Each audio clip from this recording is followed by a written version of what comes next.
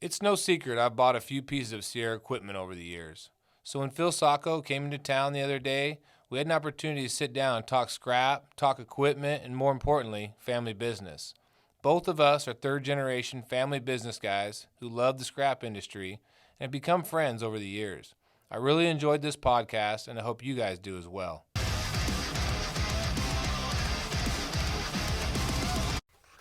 All right, we finally got I'm going to say Big Phil because I only know you the most, but you say your family calls you Little Phil. Yes, sir. But I'm sitting here with Phil Sacco Jr. From Sierra, and we've known each other for a long time. We've shot the shit together a long time. We've bought a lot of equipment from you guys over the years, but it's more than that to me. I love more than anything interviewing my friends in the industry, right? So we have a lot in common. So welcome, man. Thanks for taking the time. Thanks for having me, man. Honored to be here and just be a part of your company and, like you said, friendship, man. I mean, we've both grown up in this industry and known each other for a long time. It's pretty cool. So, I mean, as I've talked to you over the years, I've realized probably more than ever is probably we have a lot of common, right? In common. So you're a third generation scrap guy, equipment guy. I'm third generation. We both play college football. Yep. So where'd you play your college football at? I played at Azusa Pacific University. Okay. And also one semester at Bakersfield College, junior college. Nice. I think our schools played each other. Yeah, I was thinking about that, and I was trying to remember. You and I didn't play against each other because you're a little bit younger than I am. But I was trying to think because I played at Eastern Oregon University and then at Southern Oregon University. Now I want to say when I was at Southern Oregon is when we played at Azusa Pacific. Yep, Southern Oregon. I played on Southern Oregon's field. I mean, like you said, probably a few years after you played, but I'm getting old. Play man. on that field. Yeah, I'm getting old, I guess. I still feel it in my joints nowadays. I'm starting to. My wife her and I will be sitting there, and all of a sudden I'll like turn, and I'll go crack crack, and she's like, "Jeez, what's wrong? The hell was that?" And I'm like, "Well, I do the same thing." My wife's the same thing. Sometimes I was lucky, man. I'm sure you too. I've had so many teammates that blew out knees, career-ending, life-changing injuries. I had a couple minor knee injuries that occasionally give me some trouble, but for the most part, I got out of there unscathed. I had a couple concussions, but I did break my back, broke some ribs. I mean, it's just it's part of the game. It's part of the deal. So you learned a lot of the business. I would like to think probably from your grandpa, right? Yeah. I mean, your dad and your uncle and other people have probably played a major influence, but it's probably a lot of. I don't want to answer the question. More, I want to ask it is. I mean, how big of a role did your grandpa play in your want to be in the scrap industry? Oh man, it was absolutely huge. My grandfather was just an amazing human being, and always loved being around him. And as a little kid growing up in a family business, especially the family scrap business, what better thing is there than coming to the yard? You're seeing stuff get crushed up. It's just a little boy's dream, right? To go sit in big equipment, see all this stuff happening. So at a very, very young age, they used to pay me, Sierra going back, we were originally a burlap sack business. That's how Sierra Bag started. And, some of your listeners may also follow Sierra's podcast, heard some of the stories there. But my grandpa used to pay me, and at the time, it was big time money, $10 a warehouse to sweep. And these are huge, big buildings. Probably, 25,000 square foot warehouses, I would imagine, somewhere in that ballpark range. And it would take me all day to do one. Or not all day, take me till lunch to do one. Yeah. $10, man, at 5, 6 years old. Heck yeah, I was a rich kid. I just got $10. What'd you spend the money on? I had a piggy bank, and I just remember I'd wait till the piggy bank was full, and it would go into a banking account for me. Like I literally started, my mom and dad started a bank account for me when I was. So are you a saver or are you a spender? I'd like to say I'm more of a saver, but when the time's right, you know, you're not afraid? like not afraid to Okay. have a good time. But Was your grandpa a saver or a spender? he was definitely a saver. I mean, he was a uber conservative, you know, old world generation, migrated over from Italy, had nothing in his pocket when he came over, lived in New York, joined the Air Corps in World War II. You know, that generation saw the toughest times, and I think that's what was instilled into my father, my uncle, my family, which was passed down to me. And I always say, man, I was so lucky to learn and have a relationship with a grandfather like that. That was one of my best friends and one of my biggest mentors I could ever ask for.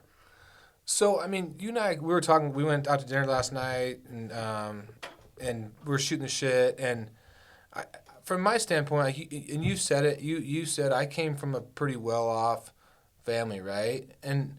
But when I talk to you, I don't get that vibe.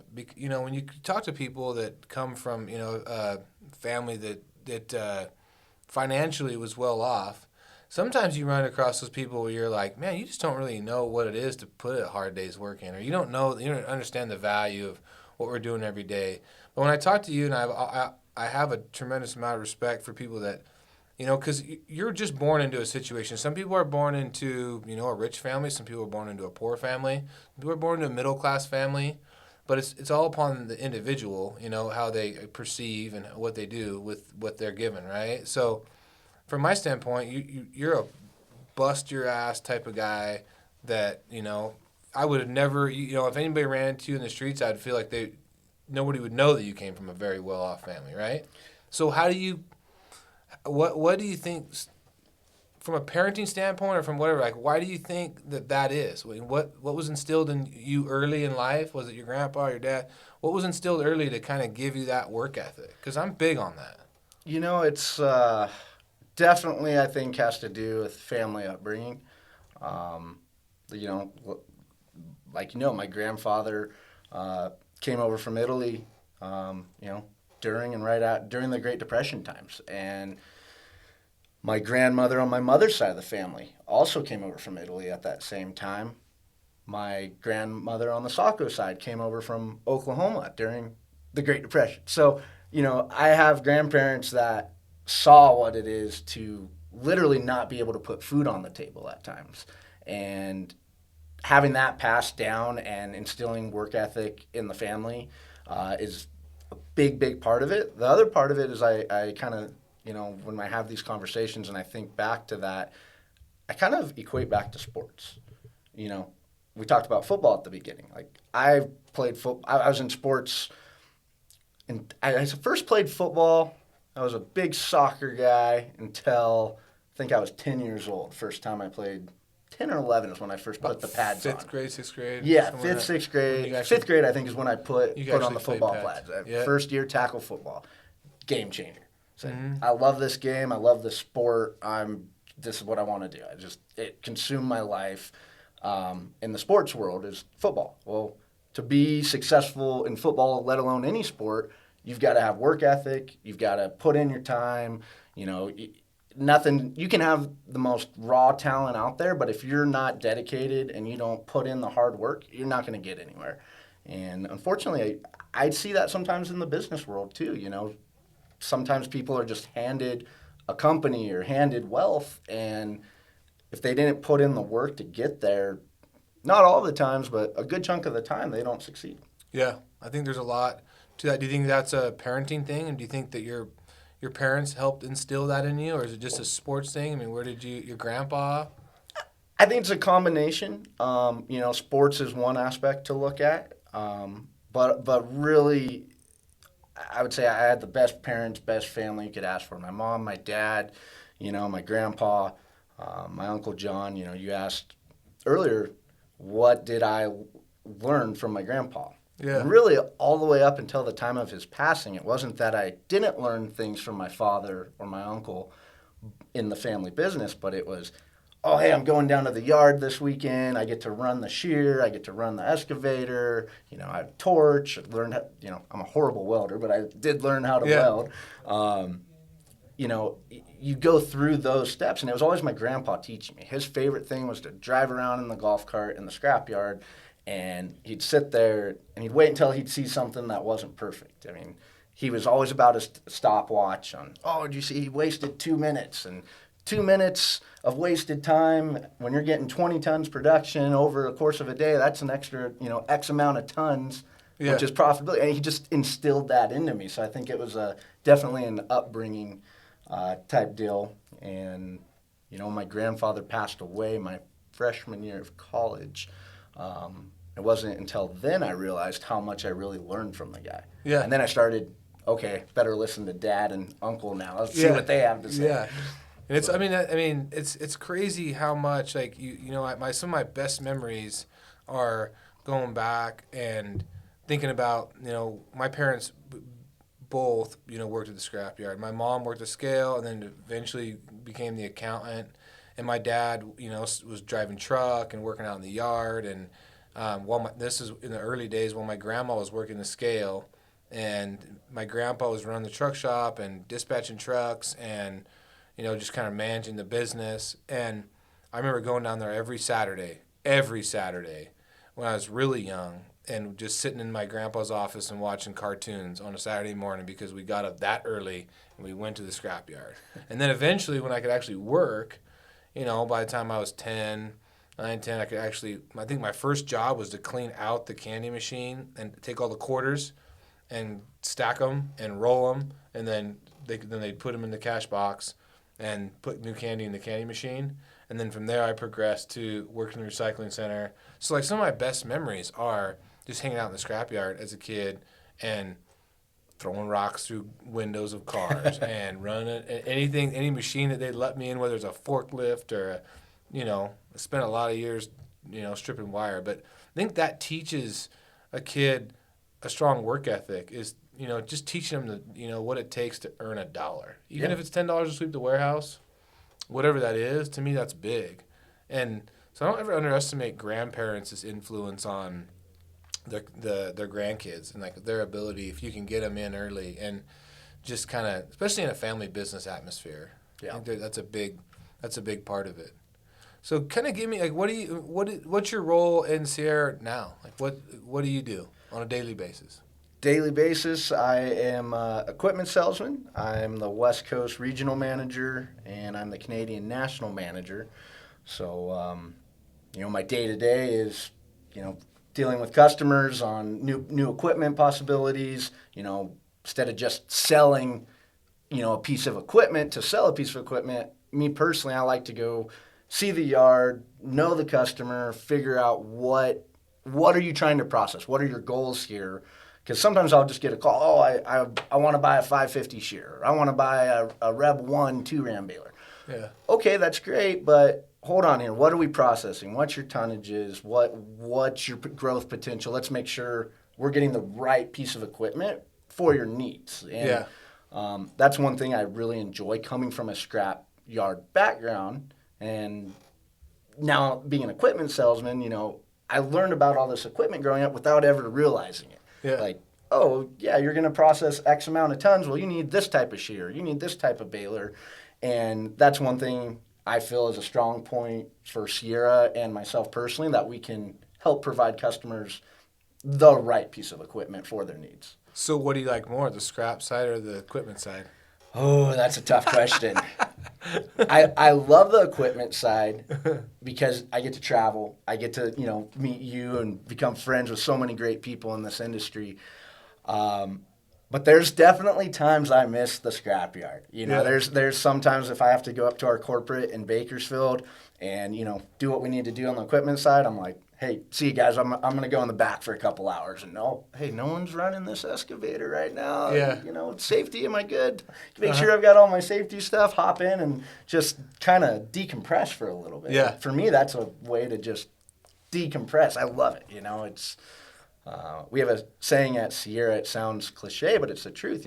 We do what you do every day because we were born and raised in the scrapyard. The scrap business is still a huge part of Sierra's business, and I think it's helped us on the equipment side. There's just something to be said, like, when you're dealing with, and I don't care whether you're selling Ford pickups or Sierra balers or whatever you're selling, like if a guy's sitting out there and he's selling a Ford pickup, but you see him drive up in a Nissan or a Chevy or whatever, right? And they're not really they're just out there to sell. Yeah. Like to me, that's where that's the rub with a lot of salesmen is they haven't lived the life that you're living, right? And I'm not saying you have to have 7, 8 scrap yards and be, and do this and do that, but the ability to understand like what the battles somebody's fighting every day, whether it's on the demolition side or the yard side, and the equipment that they need to get the max production and squeeze the max last drip drop dollar out of something when the market is just absolutely terrible, because that's what's going to keep the lights on. There's always something to be said from an equipment guy that you can be like they can feel your pain, right? Yep. And they can understand what you're trying to achieve. So my other than take that out of the equation, like what is, because I know what it is in my mind, but what is like the thing that separates Sierra from other equipment manufacturers? In your opinion? I'm no expert. It's just my personal opinion here. I think that the experience that the entire Sierra team has is second to none as far as equipment goes. Mm-hmm. We started as a scrapyard. We've run every piece of equipment in our scrapyard before it gets to the marketplace. So, no machine's perfect. I don't care, brand A, B, C. Every machine's going to have issues. But Sierra, we carry all of our parts in stock. The family has invested back into the business time and time and time and time again. And growing up and now having I guess you call it a important, big role in the company, I really appreciate that. As you look back and go, oh, well, the family isn't just taking the money and going out and, living this lavish lifestyle. They're investing back into the company for people like you, for our customers to know, hey, when there's an issue, we call Sierra, we're going to answer the phone, we're going to have technicians, and we're not perfect. Yeah. We screw up too. Everybody screws up, but our biggest thing is to make it right to the customer. So I think that's Sierra's strong point, is aside from good equipment, we're able to get you up and running the fastest, and we have the most knowledge and experience with this kind of equipment in the industry. So I talked to your uncle the other day. It's probably been like 2 weeks ago now. And I was like, dude, because your uncle's pretty active on social media, and he's actually the one that got me to do my first podcast. So him and I, we don't talk a crazy amount, but on occasion he'll call me and ask me a question about something, or I'll call him and ask him a question. But I had a thought the other day. I was like, dude, I know what the differentiator between you and the other guys are, in my opinion. And I said, it's the parts and the service. Like, your ability to keep people up and running with their equipment, because in our industry, I don't care whether it's an excavator or a baler or a shear, like shit breaks. Yep. Like, we're running big stuff. We're running shit as hard as we can. And let's be honest, like sometimes the guys in the yards aren't the best at maintenance. We like to feel we got a pretty good handle on it, but I've seen a lot of crazy stuff. And if you ever watch, was it your guys guy that you guys just bought the service department from? Wayne Wolf out of New Jersey. Wayne is a great guy, and he'll always post some pictures about, this guy said he's been greasing this, and you're looking at it, you're like, that thing ain't ever seen grease. But my thing is hey, forget about it. Yeah. You make your money when the market is good by your equipment running. So downtime is the biggest killer.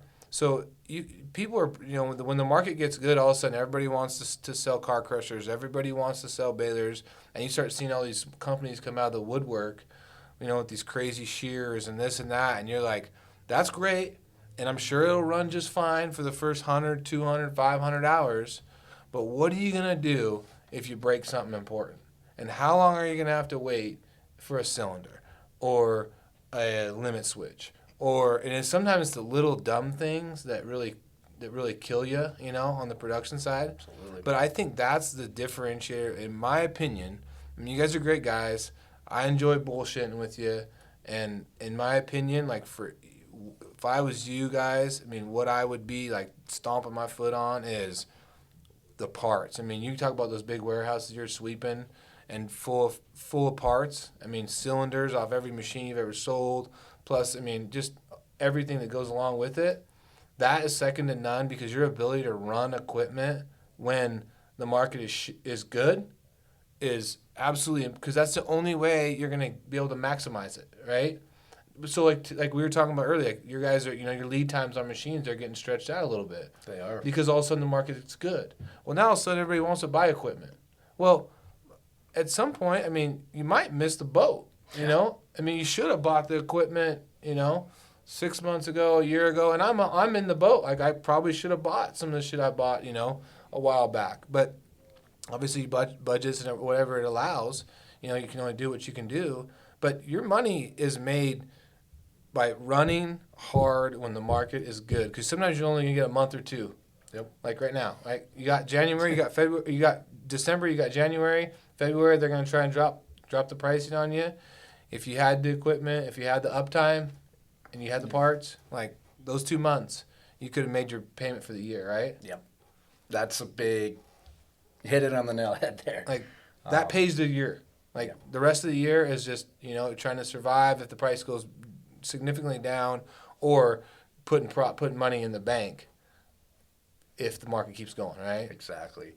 And but your parts department, I will say, and this isn't me like blowing smoke up your ass, is just like, to me, like this, everybody has their differentiator. That's what it is for you guys. Your ability to understand the battle we're fighting and be able to service your equipment. Thank you. Yeah, that's what we try to always get better. We have an absolutely amazing team at Sierra. You hear us throw that out there a lot. I mean, Sierra really is.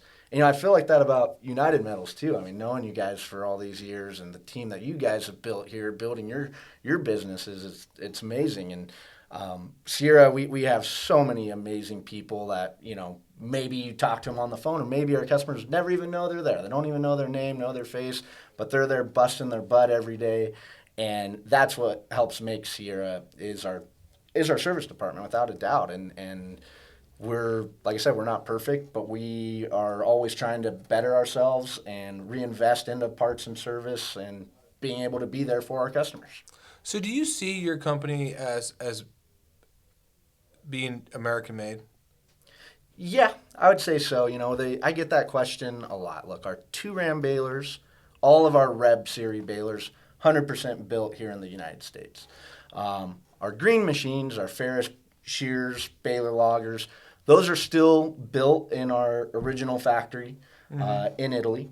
But we bring them over pretty much in kits, and we do the final assembly here in the U.S. in our Jessup, Georgia facility. Okay. So, the green machines, I guess it's a 50-50, not fully made here, but we do assembly here, and a lot of the designs on those equipment were built for the American market off of Sierra's opinions and recommendations. It's a great relationship with Idramac, who's the original factory, and everything comes through the Georgia factory before it goes to the customer. Yeah. So really, I mean, a portion of it is American made, and a portion of it still is made in Italy. Yep. But generally speaking, I mean, a lot of what you're doing is American made right here, and Yep. That's awesome. So I mean, and we have an open door policy. I always invite everybody, if they want to come and see the factory, we'd love to have people come to Bakersfield or the factory anytime. Yeah, well, anybody. Bakersfield, they can come watch the equipment run because you guys are running your own shit, and then obviously in Georgia where it's all being assembled and built. How has the price of new steel affected? Have you guys been having a tough time sourcing steel, or has the sourcing been available? But with the price coming up, obviously, is that making it difficult for you guys as a company? I wouldn't say difficult. I'm not directly involved in that, but talking with engineering, talking with upper management, the price increase is there, and it's only going up. Component pricing is up across the board. When we order our steel, we order it well in advance and in bulk shipments. So we're never like, oh no, we don't have steel to build, because we're thinking 6 months, a year in advance on that kind of stuff.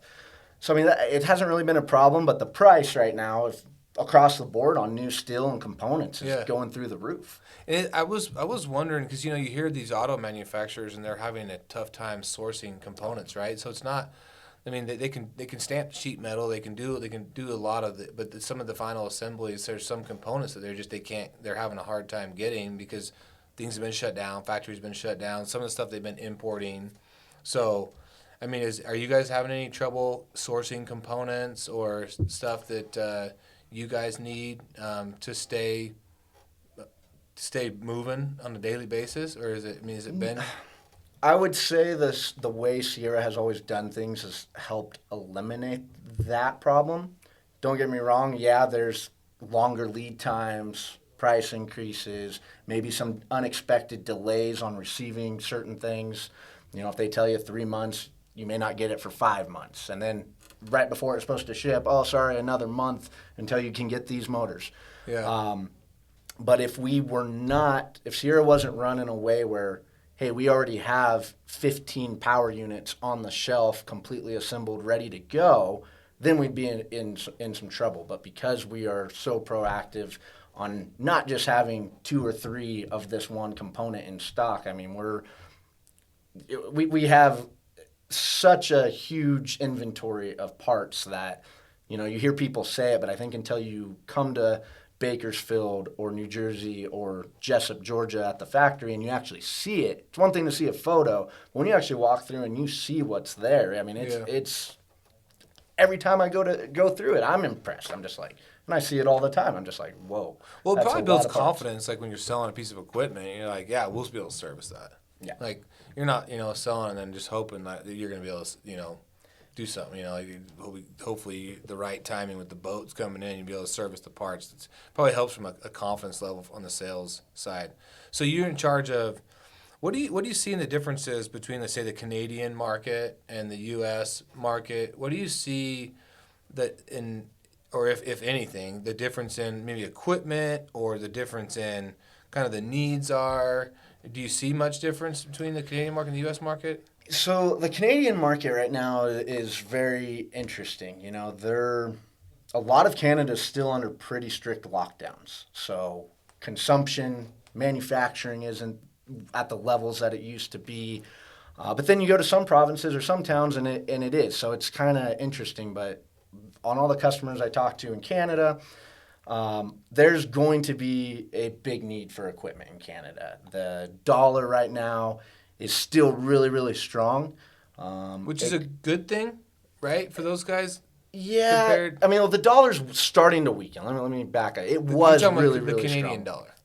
The U.S. dollar compared to Canadian. The Canadian. Yeah, so the Canadian dollar is, right now, it's about, give or take, $1.30 Canadian for one U.S. That seems like about 2002 when I went to Canada to go snowboard in college. One time we did like a college trip, and it was about $1.30.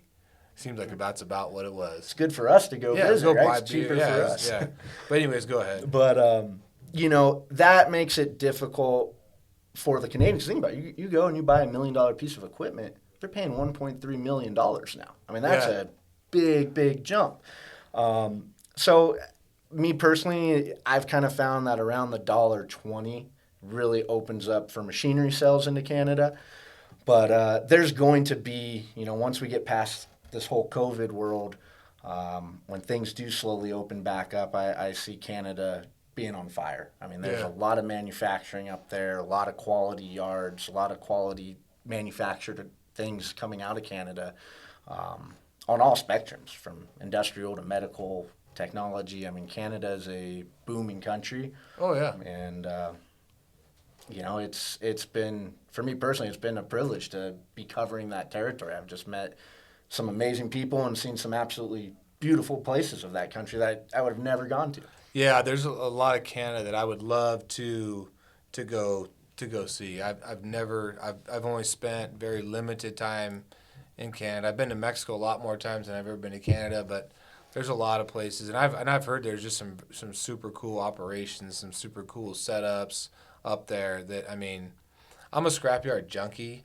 so like someday if I ever end up doing something different, the only thing I ask of you is I just want to come be like a sales guy, and just so I can go Love to travel and like look at scrapyards and like check it out and just say hey just because I'm a junkie. Anytime I go somewhere with my wife, I'm like, can we stop and look at that scrapyard? Like it's in my. So I think you get being kind of a scrap guy at heart. I think you get the best of both worlds, really. Yeah, and that's what I truly love about my job, and being third generation in Sierra is, I still got the scrap side, which is just something I absolutely love, but get to travel and get to help people better their operations aside from just selling, and it's taken me all over the globe, really. And what do you see? What do you see like where Sierra's going today? I mean, you and I were discussing last night that you've seen a lot of good traction in your guys' 2-ram balers, like on the waste side and stuff like that. But where do you see the big opportunities going forward? I definitely think Sierra is growing very fast in the waste and paper sector. It's our 2-rams are going into MRFs, they're going into paper plants, packaging plants, plastic recycling facilities, and that was a market that Sierra didn't really have before. We were scrapyard focused, and the waste sector is just ginormous. I mean, it's 10 times the size. Yeah, we're just the scrap guys. We're like peons compared to the waste sector. That's a whole nother ball of wax. And so we're definitely growing at a very good rate in the waste sector. And the technology in our 2-rams is what excites me. We have developed these 2-rams. I mean, we have the Reb 1, we have the Reb 2, 150 and 250 horsepower. We have the Reb 4, and now we're coming out with the Reb 8. And that is a big waste baling machine. Nice. And, really revolutionized the 2-ram baling industry with the Reb 4. Uh-huh. I mean, it's just until you see one run, Uh-huh. you can go see videos and all that, but until you go and you see it run, me growing up in the business, seeing all different kinds of things processed, as a kid having competitors' balers of ours in our own scrap facility, it just blows me away. I'm going, how in the world, anyone that's about production and numbers and throughput, wanting to be, maximize their dollar amount, that Reb 4 is just the most amazing 2-ram baler out there, hands down. Now you sound like a sales guy. Yeah, now I'm a sales guy. No, I'm just fucking. There's my sales pitch for the day. So give me some. I know I've had this conversation with John before, but tell me about your dad's influence on you and kind of, because that's another thing I think that you and I have a lot in common is, while my dad is pretty retired. Every once in a while I'll call him up or I'll go stop by and drink a cup of coffee with him in the morning. Probably once a week if I can. It just depends. Like I'll call him up like on my way to work, and if I got a little like I'm not super crunched in the morning, I'll be like, hey, what are you doing?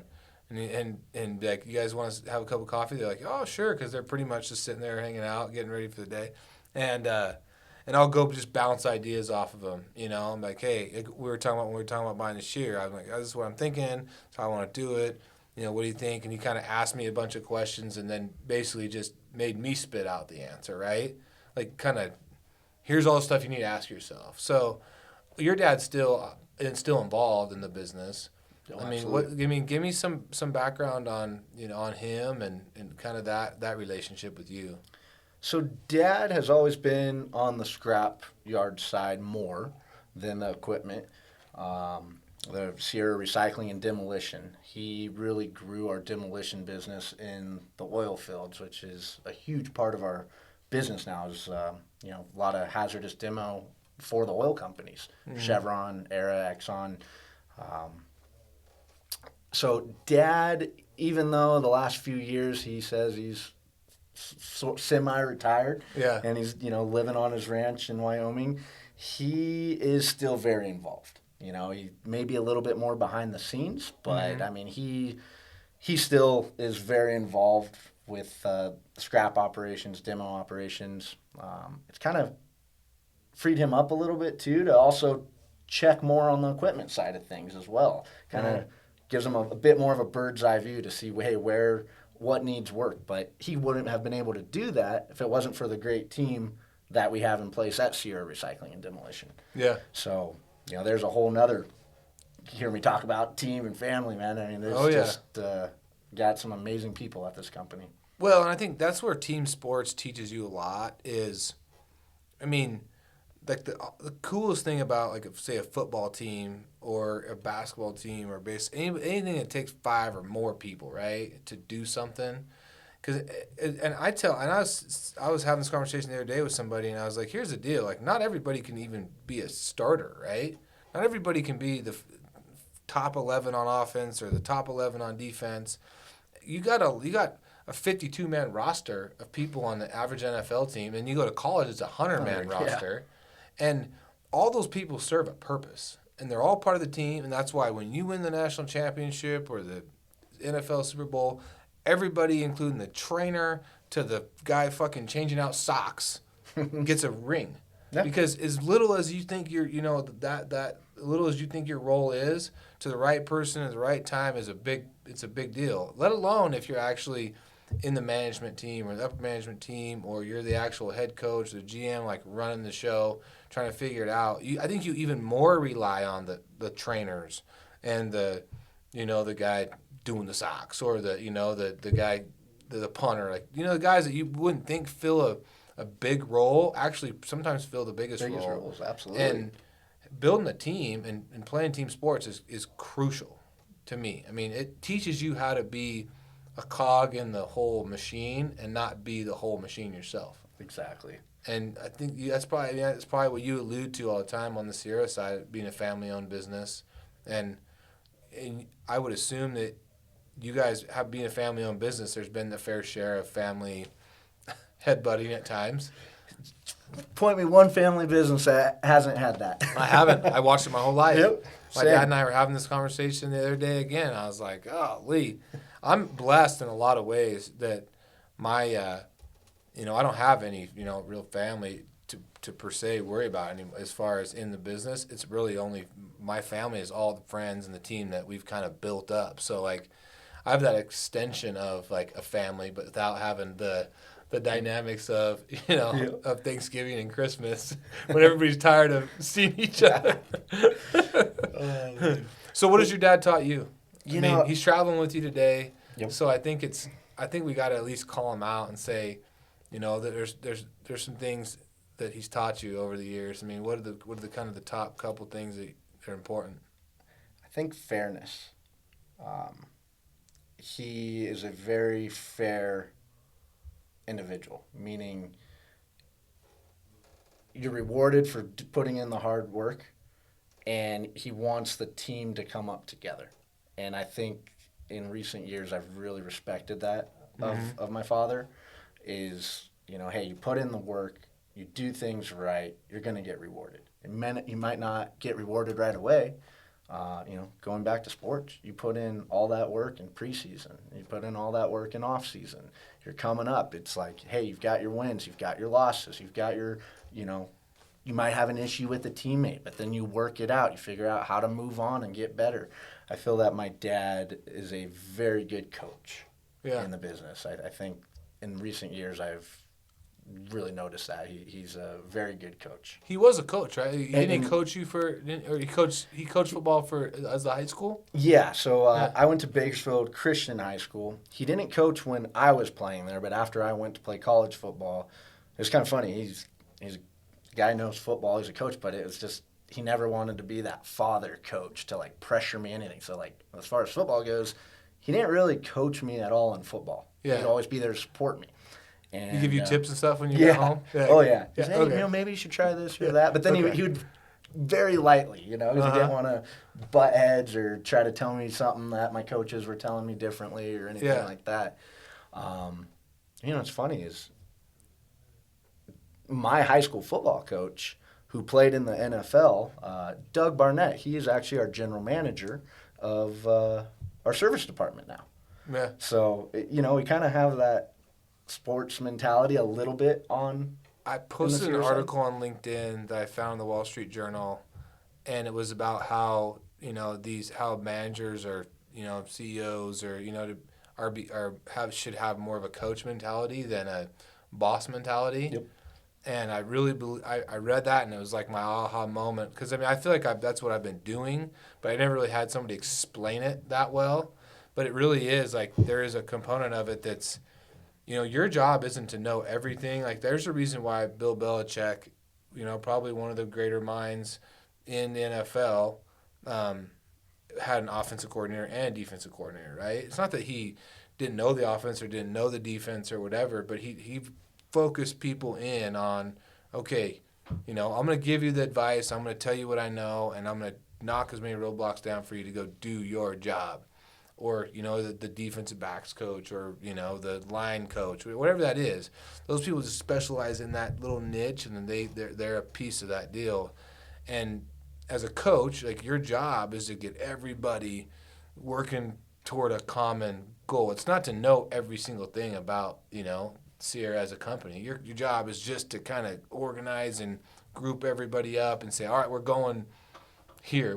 This is the game plan. This is what we're doing, right? Right, wrong, or indifferent. Like, we're going. Yep. And so I that was kind of my, whenever I hear somebody has like a coaching background or whatever, you could really see how that translates to be a good boss or a good manager or a good owner or whatever, just because they understand that you got to get everybody working together. Absolutely. And the other thing I took from just the whole sports background that I apply to business is, I always try to say, a coach told me this in college, 5 minutes early is 10 minutes late. And that just like stuck with me. Yeah. And another one was, you're only as strong as your weakest link. There's just so many things that you can take from sports if you have that background and apply it to business as far as work ethic goes. And for me, aside from growing up in a hardworking, dedicated family, that was my, cherry on top to my drive. Hey, we're going to do this. I'm not just here to collect a paycheck. I want to, let's grow the company. We're here for a purpose, for a passion. Obviously you got to make money, but for me, it's more than the money. It's a passion. So where are you going to be? Like, what are you doing 10 years from now? Like, what's your plan? Do you have any idea? I'm going to be selling balers, shears, and hopefully cutting some scrap. I love it. All right, man. I won't hold you up too much more. I know you got to get on your plane and get out of Dodge before the weather hits, but I just want to say thanks again. It's been a pleasure, shooting the shit. We've done a pleasure doing business. I enjoy your family. I enjoy the company. And so thanks again for doing what you guys do, man. Hey, thanks for having me, Brett. It's been an honor. Appreciate you, brother. Appreciate you, man.